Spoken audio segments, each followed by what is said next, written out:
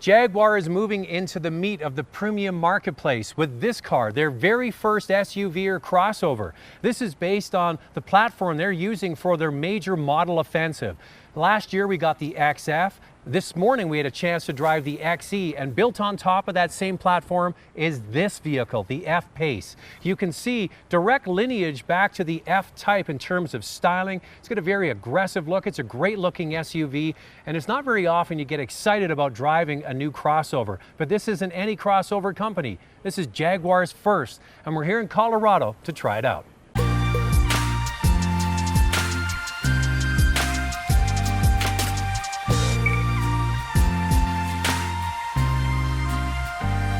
The XE, the XF, and this F-Pace are all built off the same platform, and they're all aluminum, about 80% aluminum. They all use aluminum suspension and have similar engines. So this F-Pace is basically running on the same platform with a different, what they call top hat on top. And you get all the same goodness.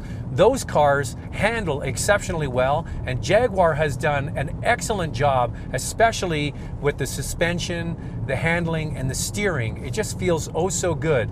When we had a chance to speak to the engineers at the XF launch, they made a big deal about how much effort Jaguar put in to the suspension, and it all dials in to produce a great feeling vehicle. The one I'm driving right now is the S, that gets 380 horsepower, a 40 horsepower bump, and it's going to all four wheels through an 8-speed ZF box. Now, this all-wheel drive system has the ability to just run mostly on the rear wheels for the most dynamic feel. It can shift the torque around depending on aggressive driving and handling or slippery situations. So it's all working together well. It also has torque vectoring. When you get a little bit out of shape in a corner, it'll help grab you and pull you back in. Now, the engine configuration that we don't have here today is the base model.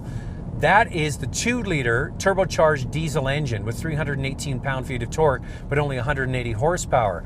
So we've got the 340 and the 380 supercharged 6, but not that engine. We have driven it in the XE, but not in this F-Pace, and it would be nice to give it a shot because a lot of people are going to choose that engine. What I'm hoping is maybe when this product becomes a little bit more mature, it's been out in the marketplace for a little longer, they'll put that fantastic 6-cylinder turbo diesel engine that's found in the Range Rover Sport in this vehicle. So it would be sporty, powerful, and efficient. That would be the perfect F-Pace. So we have had a lot of seat time today in all different kinds of Jaguars, starting out with the XE, then the F-Pace with the 380 horsepower, now into the 340 horsepower.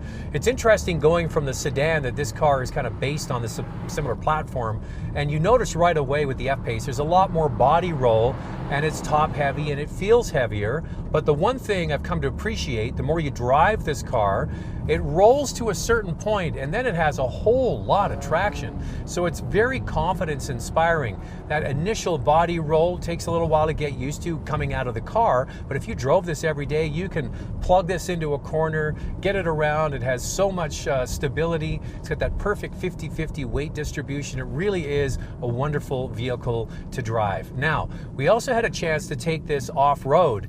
Pretty light off-road stuff, but they wanted to showcase the fact that they have a setting here. It's like off-road cruise control, borrowed from the Land Rover side of the family, and you basically can crawl up or down off-road terrain. Doesn't have any way of raising or lowering the suspension like you would with a Range Rover or a Land Rover, but the fact that it has that might be, you know, kind of reassuring for somebody that needs to get to their cottage on the weekend. So this F-Pace in Canada starts at roughly $50,000, which is more than the competitive set X3, Q5, GLC, but it's bigger. So you get an upgraded interior in terms of space, a really big trunk around the back, good amount of leg room, and a bigger cabin. So it's competing sort of in between an X3 and an X5 or a Q5 and a Q7. So you get a sort of a one-up size.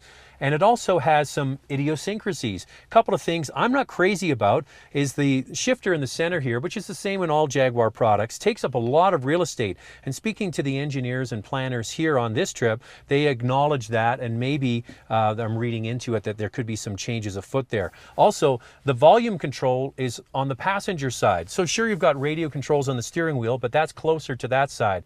Is it a hangover from the fact that this is a British car and the driver typically sits on that side?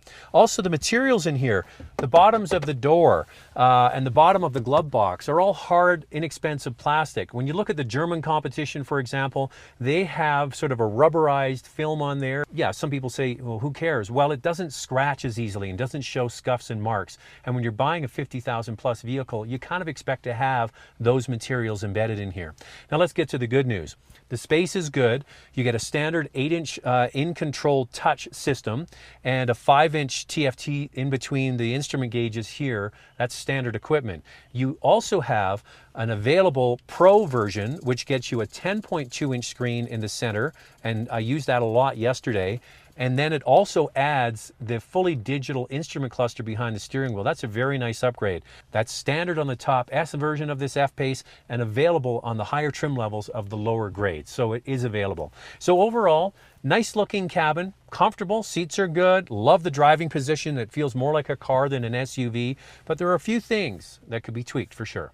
So this F-Pace starts at $50,000 in Canada for the diesel engine. If you want to get the first V6 supercharged at 340 horsepower, that vehicle starts at basically $54,000, and the top dog is $66,500 for the S that gets you the 380 horsepower, but also gets you that bigger in-dash screen and the screen behind the steering wheel. It really is a striking looking vehicle. The styling is a winner. It's been turning heads everywhere we've gone. Wheel sizes range from 19 to 22 inches depending on what model you get. And it does make a difference in the handling department, so opting for a bigger wheel might not be a bad idea.